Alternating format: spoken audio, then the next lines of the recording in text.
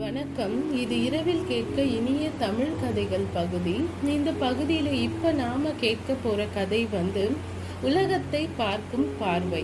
இந்த கதையை தான் கேட்க போறோம். ஒரு பெரிய மடாலயம் இருக்கு. அந்த மடாலயத்தில் நிறைய குருக்கள் இருக்காங்க. ஒரு தலைமை குருவும் இருக்காரு.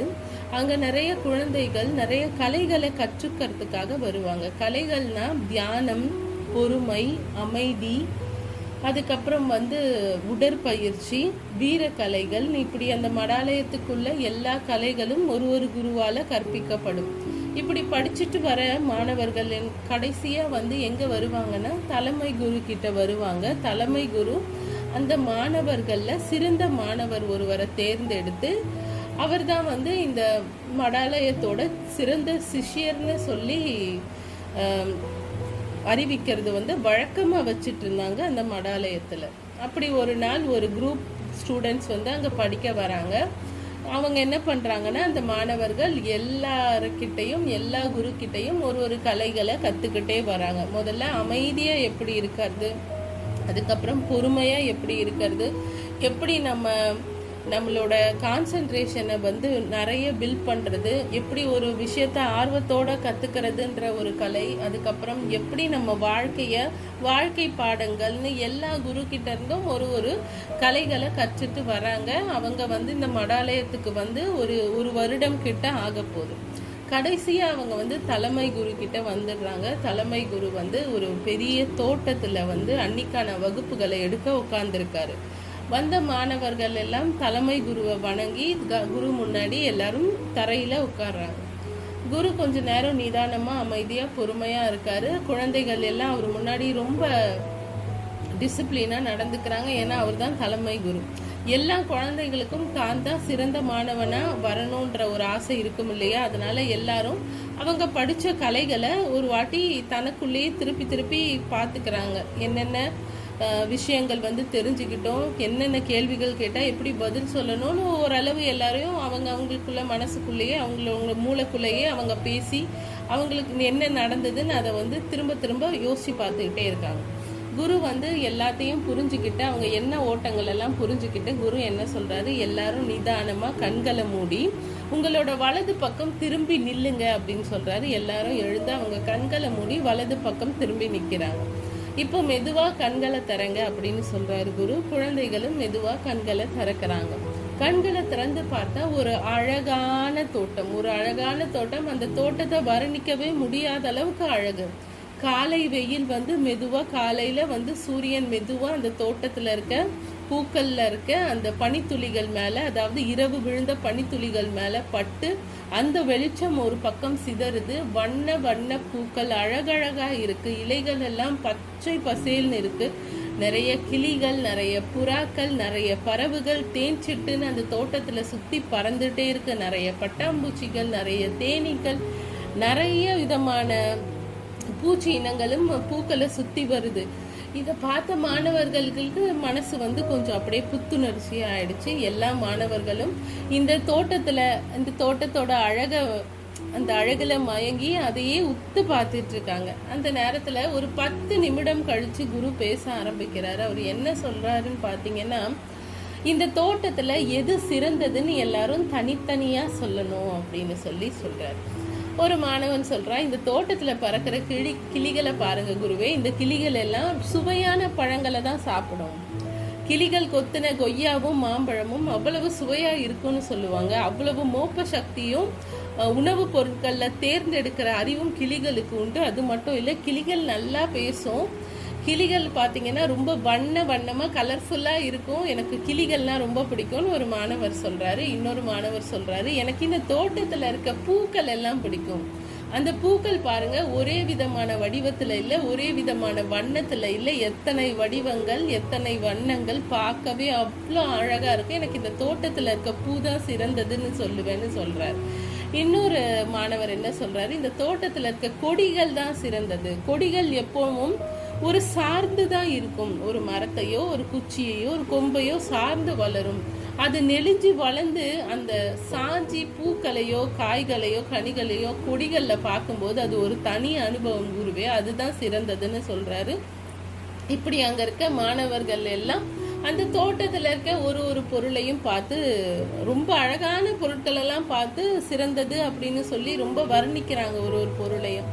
ஒரு மாணவர் வந்து அந்த கூட்டத்துல வந்து ஒரு மாணவர் இருக்கார். அவர் சொல்றாரு, என் கண்ணுக்கு வந்து இந்த தோட்டத்திலேயே அழகா தெரியறது தேனீக்கள் தான் குருவே அப்படின்னு சொல்றாரு.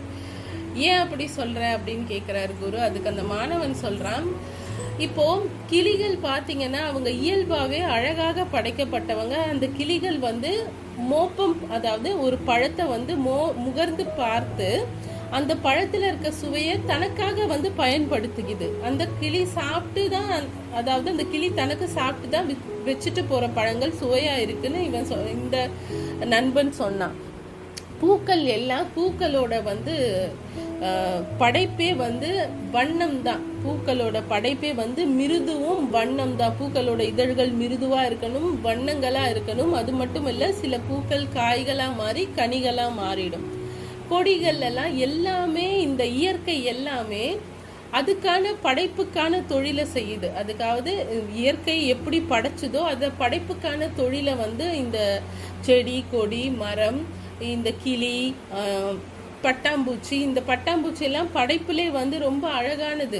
இந்த பட்டாம்பூச்சி வந்து கூட்டுப்புழுவா இருக்கும் போதே தன்னோட வண்ணம் வந்து அது எந்த வண்ணத்துல இருக்கும்னு தெரியும்னு சொல்றாங்க. அதோட சிறகுகள் எல்லாம் அந்த கூட்டுப்புழுவா இருக்கும் போதே வளர்ந்துடுது. அது மட்டும் இல்ல, பட்டாம்பூச்சி தனக்கான தேனை எடுத்துக்கிட்டு பறந்து வருது. ஆனா இந்த தேனீக்கள் அப்படி இல்லை குருவே. இந்த தேனீக்கள் வந்து சுறுசுறுப்புக்கான எடுத்துக்காட்டா மனிதர்கள் தேனீக்களை தான் பார்ப்பாங்க.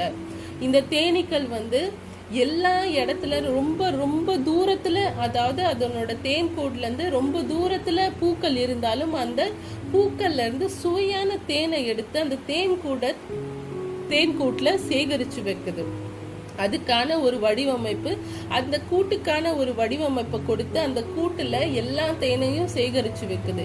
தனக்கான பயன்பாட்டா கொஞ்சம் தேனை தான் அது எடுத்துக்குது. தன்னோட சுயநலத்துக்காக அந்த தேன் கூட்டுல இருந்து கொஞ்சம் தேனை தான் எடுத்துக்குது. ஆனா அந்த கூட்டுல இருக்க 80 விழுக்காடு தேன்களை வந்து மனிதர்களுக்காக தான் வந்து அது மனிதர்கள் தான் பயன்படுத்துறோம். அது மனிதர்களுக்காகவே சுறுசுறுப்பா உழைக்கிற மாதிரி என் கண்ணுக்கு படுது. நீங்க பாத்தீங்கன்னா அந்த தேனீக்கள் ஒன்றும் ஒரு சில தேனீக்கள் விஷத்தன்மை வாய்ந்தவையா இருக்கும். ஒரு சில தேனீக்கள் கொட்டுனா அந்த இடத்துல வந்து வீக்கங்கள் ஏற்படும். இது எல்லாமே சரி, அது கிட்ட ஆபத்தும் இருக்கு. ஆனா தேனீக்களை பாருங்க, தேனீக்கள் வந்து சுயநலம் இல்லாம தன்னலம் கருதாம உழைச்சிக்கிட்டே இருக்கும். இந்த தேன் கூட்டை நம்ம வந்து வெட்டி எடுத்தாலும் அது கன நேரத்துல இன்னொரு மரத்துக்கு போய் தன்னோட தேன் கூட்டை வடிவமைக்க ஆரம்பிச்சிடும். அதாவது தனக்கு ஏற்பட்ட தோல்விய வெற்றியா மாத்துற ஒரு திறமையும், தன்னலம் இல்லாத உழைக்கிற ஒரு திறமையும், நேரம் காலம் பார்க்காம உழைக்கிற ஒரு பக்குவமும் தேனீக்களுக்கு உண்டு. அதாவது சுவையான தேன்கள் வந்து இருக்கிற பூக்கள் எவ்வளவு கிலோமீட்டர்ல இருந்தாலும் அது பறந்து சென்று தேனை எடுத்து தேன் கூட்டுக்கு திரும்ப வந்துடும். ஒரு என்ன சொல்றது, ஒரு டிசிப்ளினான கோட்பாடுகளோட தேனீக்கள் வாழும். ஒரு நாள் கூட ஒரு தேனீக்கள் கூட கால் மேல கால் போட்டு இன்னைக்கு நான் ஏன் தேன் எடுக்கணும்னு கேட்டது கிடையாது. இன்னைக்கு நான் அழகா இருக்கேன், என் மேல மகரந்தங்கள் ஒட்டிக்கும் அப்படின்னு தேன் எடுக்காம போனது கிடையாது. இந்த தேனீக்கள் நிறைய இயற்கையை வந்து வளர்க்குது. மகரந்தங்களை கொண்டு வந்து மற்ற பூக்களை சேர்ந்து இயற்கைக்கான இனச்செயற்கையும் தேனீக்கள் பண்ணுது குருவே. இப்படி தேனீக்களோட வாழ்க்கையை சொல்லிட்டே போலாம். எந்த தேனியும் வந்து ஒரு இடத்துல சும்மா உட்கார்ந்து நான் பார்த்ததில்ல. பூக்களை சுத்தும், இல்லை பறந்துகிட்டே தான் இருக்கும். அதனோட இறக்கைகள் வந்து உழைச்சிக்கிட்டே தான் இருக்கும் குருவே. அதனால இந்த தோட்டத்திலேயே என் கண்ணுக்கு அழகா தெரியறது அந்த தேனீக்கள் தான் அப்படின்னு சொல்லி அந்த மாணவன் அந்த தேனீக்களோட பயன்பாட்டை சொல்லிக்கிட்டே இருக்கான். அது மட்டும் இல்ல, ஒரு இடத்துல ஒரு தேனீக்களோட இனம் அழியுதுன்னா உலகம் அழியறதுக்கான நேரம் வந்துட்டதுன்னு சொல்றாங்க அப்படின்னு அவன் சொல்றான். இதெல்லாம் பார்த்துட்டு இருந்த குரு வந்து எல்லா மாணவர்களையும் பழையபடி அவரை பார்த்த மாதிரி உட்கார சொல்றாரு. எல்லாரும் உட்காந்துடுறாங்க. அவர் வந்து மெதுவா வந்து பேச ஆரம்பிக்கிறாரு. இந்த உலகத்தை பார்க்குற பார்வை, அதாவது இப்ப நான் உங்களுக்கு எடுக்க போற பாடம் வந்து இந்த உலகத்தை நம்ம எப்படி பார்க்கிறோம் அப்படின்ற ஒரு பார்வையை தான் நான் பாடமா எடுக்க போறேன். எல்லா மாணவர்களும் அழகு சார்ந்த பார்வையை மட்டும்தான் பார்க்குறீங்க. எல்லா மாணவர்களும், அதாவது கிட்டத்தட்ட எல்லா மாணவர்களுமே இந்த உலகத்துல எது அழகு, எது நல்ல வண்ணத்தோட இருக்கு, எல்லாம் எது வடிவத்தோட இருக்கு, எது பார்க்க கண்களுக்கு குளிர்ச்சியா இருக்கு அப்படின்னு பார்த்து தான் இந்த உலகத்தை எடை போடுறீங்க. இது அழகு, இதை பார்த்தா நான் சந்தோஷமா இருக்கேன் அப்படின்னு நினைக்கிறீங்க. ஆனா அந்த தேனியை எடுத்துக்காட்டா அந்த தேனி தான் வந்து சிறந்ததுன்னு சொன்ன மாணவனோட பார்வையை நீங்க நல்லா உத்து நோக்கணும். தேனிகளுக்குன்னு ஒரு அழகான வடிவமோ தேனிகளுக்குன்னு ஒரு அழகான வண்ணங்களோ கிடையாது. அது கருப்பு வண்ணத்துல மஞ்சளோட சேர்ந்து கலந்த மாதிரி இருக்கும். தேனிகள் யாரையும் அட்ராக்ட் பண்ணாது, தேனிகள் யாருக்கிட்டையும் பேச முயற்சி பண்ணாது. தேனிகளோட வேலையை மட்டும்தான் பார்க்கும். இப்படி நம்ம உலகத்தை பார்க்குற பார்வையை மாத்திக்க பழகுங்க.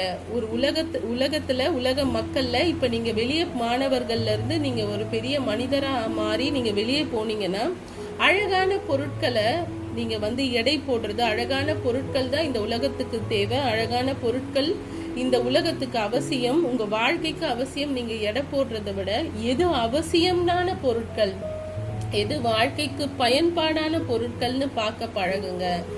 இந்த வண்ணங்களும் வடிவங்களும் மாறக்கூடியது. ஆனா உழைப்பும் டிசிப்ளினும் ஒரு தன்னலம் இல்லாத ஒரு வாழ்க்கையும் என்னைக்குமே மாறாது.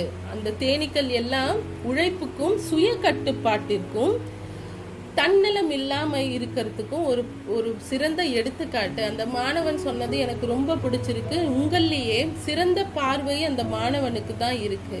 எது நம்ம வாழ்க்கைக்கு பயன்பாடு, எது நமக்கு அவசியம், எது அழகு, எது எந்த ஒரு விஷயம் நம்மளை ஈர்க்குதுன்னு பார்க்கறத விட எது நம்ம வாழ்க்கைக்கு பயன்படும், எது நம்ம வாழ்க்கைக்கு அவசியம்னு யோசிக்கிற மனசும் அதை நோக்கின பார்வையும் தான் நம்ம வாழ்க்கையில சிறந்தவனா நம்மளை மாற்றும். அது மட்டும் இல்லை, நிறைய விஷயங்களை நிறைய விஷயங்கள்ல நம்ம பார்க்குற பார்வைகளை கொஞ்சம் மாத்தினா உங்களோட வாழ்க்கை சிறப்பா இருக்கும்ன்றது என்னோட கருத்துன்னு சொல்றாரு. அது மட்டும் இல்லை, தேனீகள் தான் முக்கியம்னு பேசின அந்த மாணவனுக்கு தான் சிறந்த மடாலயத்து சீடன்னு சொல்லி பட்டமும் வழங்கப்படுது.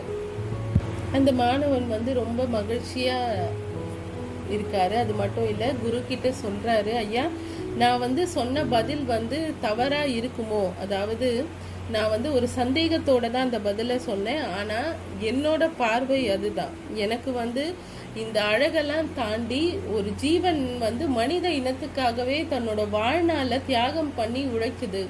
அந்த ஜீவன் எப்படி இருந்தாலும் அது அழகான ஜீவன், அதுதான் இந்த தோட்டத்திலே சிறந்த ஜீவன்னு தான் எனக்கு தோணுச்சு. அதை தான் நான் உங்ககிட்ட சொன்னேன். அதுக்காக எனக்கு இவ்வளவு பெரிய கௌரவம் கிடைக்கும் நான் நினைக்கலன்னு அந்த மாணவன் சொல்றாரு. உடனே நம்ம குரு அவனுக்கு ஆசீர்வாதம் பண்ணிட்டு அந்த மாணவன் ஆசீர்வாதம் பண்ணிட்டு வாழ்க்கையில நம்ம நினைக்கிறது சரியா தப்பா அப்படின்ற நிறைய சந்தேகங்கள் நமக்கு இருக்கும். அப்படி இருந்தும் தெளிவான நீ சரி அப்படின்ற ஒரு விஷயத்துல தெளிவா இருந்தனாலே அது பாதி நேரம் உனக்கு உன்னோட செயல்களை சிறப்பாக்கும்னு சொல்லி பிளஸ் பண்ணிட்டு அங்கிருந்து போயிடுறார். இந்த கதையிலிருந்து நாம எல்லாரும் தெரிஞ்சுக்க வேண்டியது ஒண்ணுதான். நம்மளும் இந்த உலகத்தை பார்க்குற பார்வை, இந்த உலகத்துல நம்ம வாழ்ற வாழ்க்கையை பார்க்குற பார்வையை கொஞ்சம் மாத்தணும். நம்ம எல்லாரும் அழகா இருக்க விஷயங்களை நோக்கி தான் போறோம். எல்லாரும் ஆடம்பரமா இருக்க விஷயங்களை நோக்கி தான் போறோம். ஒரு குறிப்பிட்ட கோட்டுக்குள்ள வரையறைக்குள்ள வாழணும் தான் நினைக்கிறோம். அதாவது நாம ரொம்ப நல்லா இருக்கணும், 4 பேர் நம்மளை பார்த்து நீங்க ரொம்ப நல்லா இருக்கிறதா, நம்ம ரொம்ப நல்லா இருக்கிறதா அவங்க நினைக்கணும்னு நினைக்கிறோம். அதுக்கான வேலைகளை தான் செய்யறோம். நாம சந்தோஷமா இருக்கோமா, வாழ்க்கையை நம்ம சரியாதான் கையாளுறோமா, நம்ம அழகான பொருட்களை வாங்குறத விட அத்தியாவசிய பொருட்களை வாங்கணும், அவசியமான பொருட்களை வாங்கணும், பயன்பாட்டுக்கான பொருட்களை வாங்குறோம். இதெல்லாம் நம்ம செய்யறோமான்னு ஒரு தடவைக்கு 2 தடவை யோசிங்க. எப்பவுமே வாழ்க்கையை ஒரு அழகானதா வாழணும். நம்மளை பார்த்தா எல்லாரும் அட்ராக்ட் ஆகணும்.